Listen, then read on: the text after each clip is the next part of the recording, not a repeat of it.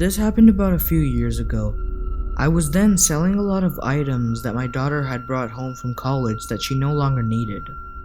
One item was a microwave in great condition. I already had one, so I decided to sell this online.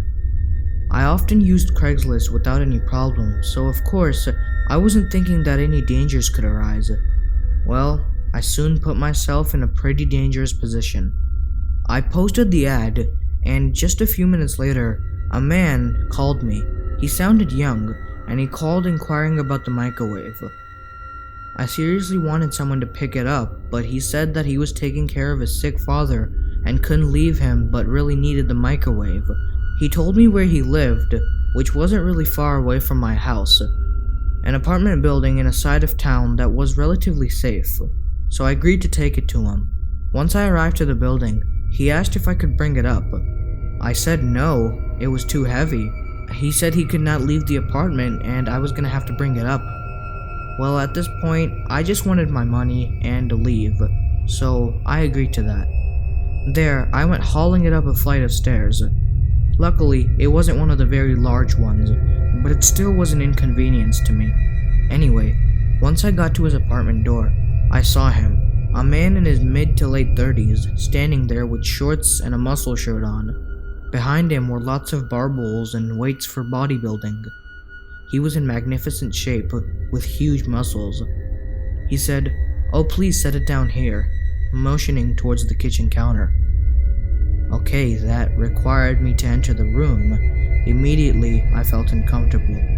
He then proceeded to inform me that actually he couldn't come for the microwave because he was on a house arrest after serving 15 years in prison. He said that I had parked beyond his permitted perimeters and he couldn't make it to my car. All I felt was every ounce of blood run through my body at that moment, or so it seemed that way.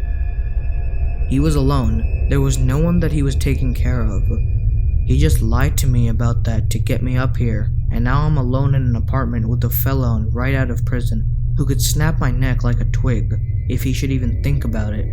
I said something like, "Oh, well, here you go," slowly inching my way toward the door. He said, hold on, let me get your money," and he went into another room just quick enough to retrieve the money.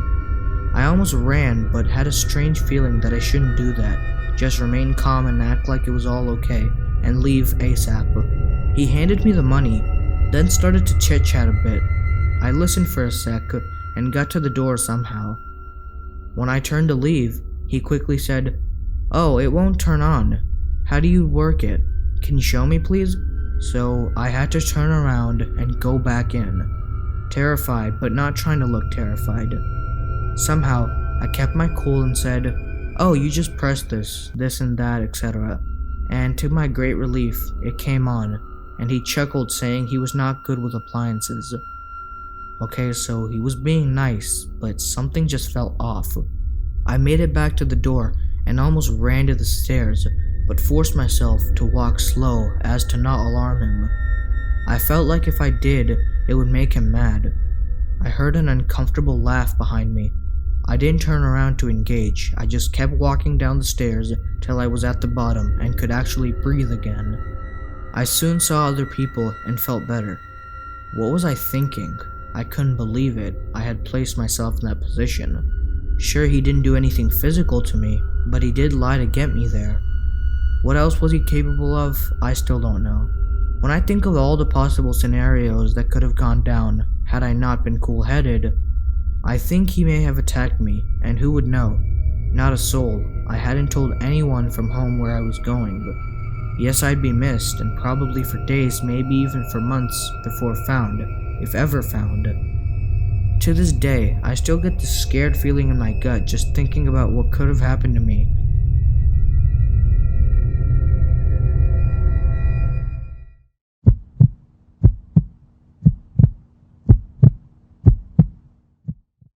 When I was 21, I transferred to a college in San Francisco. I checked out a room for rent on Craigslist. It was in a really nice 2-bedroom apartment. It was cheap rent and close to campus, so it was the ideal spot. The girl who lived there was 29 and her name was Beth. She was tall and wide, and she just had jet black hair and wore pale makeup. She seemed nice, although a little quiet, but she seemed to like me and agreed to let me move in. So far, so good. My first night there, we went out for pizza, and that's when I could tell that something was a little bit off with her. Throughout dinner, she kept telling me how much I looked like Shia LaBeouf. I didn't know what to say, so I just shrugged it off with a thanks. I mean, I look nothing like Shia LaBeouf, so it just made no sense to me. When we got back home, she asked if I had seen her room yet. I said no, and so she took me to see it. Her walls were covered in posters of Shia LaBeouf. She had even printed photos of him all over her mirror. She owned all of his movies. I didn't know what to make of it. It was creepy. The whole night, she had been saying I look like him, and now it's obvious to me that she's obsessed with the guy. A few weeks passed, and I never really saw her that much. We didn't spend any time together really. She would come home from work and practically run to her room. She would spend the whole night in there. She had this creepy high-pitched giggle, and I would hear her giggling through the walls all night long. I wondered what the hell she could possibly be doing. Occasionally, she would come out and talk to me for like 2 minutes, and she would always be slurring her words, so I suspected she was drinking a lot. Sometimes, she wouldn't say anything, and she would just stand in the hallway and watch me in the living room. I would turn and see her and be surprised and say, "Hello, Beth." And then, there would be this long, awkward pause, and she would give me this creepy, high-pitched giggle. It was uncomfortable being around her, I know. She gave me the chills. One night, I woke up at around 2 a.m. because I heard what sounded like the front door being unlocked. I came out of my bedroom, and all the lights were off, but I could still see Beth standing at the front door. She had her face against it, and she was turning the lock back and forth over and over again. And every time she turned the bolt, she mumbled my name, Max Barker, Max Barker, Max Barker. Seeing her stand in the dark and mumbling my name really freaked me out, and it doesn't help that she kinda looks like a bigger version of the girl from The Ring. I just quietly went back to my room and tried to sleep. One night, I was watching Gladiator, and she stumbled out of her room and turned on the living room light, forcing me to pause the movie, which was annoying. She then asked me if I wanted to hear about her ex-boyfriend. It was an uneasy feeling I had, but I just said sure and then awkwardly sat back to listen to her. 10 minutes into her story, she was so riled up. She was screaming at the top of her lungs about their breakup. I was worried that the neighbors were going to call the cops, and she wasn't listening to me when I was asking her to lower the volume. Amidst all of her screaming, one thing she said really freaked me out. She was in such a fit and yelled, "I'll slit his fucking throat." That was a big game changer. Suddenly, I had no idea what this girl was capable of. She was practically a stranger, and everything I had seen was becoming alarmingly disturbing. After a few more minutes, she told me thanks for listening, and she started doing her giggle. I got out of there pretty fast and went to my room to go sleep. I had a pretty unsettled feeling about being in the house with her, and what was worse is that there was no lock on my bedroom door. I pushed the edge of my dresser in front of it to act as a little barricade. I woke up in the middle of the night to the sound of my dresser scraping against the floor. Beth was pushing the door open. I turned on my light, shouting at her to stop. I could see her through the opening of the door. She was so drunk and had this insane look in her eyes. I pushed the door closed and yelled at her to go to bed. I could hear her walk back to her room, but I couldn't fall back asleep. The next morning when I went out the hallway, my heart dropped. I saw one of her steak knives was on the floor by my door. I got goosebumps all over my arms.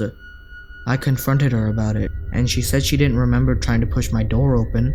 She said she didn't even remember telling me about her ex. I had enough. My lease was month to month, so I found a new spot and moved out.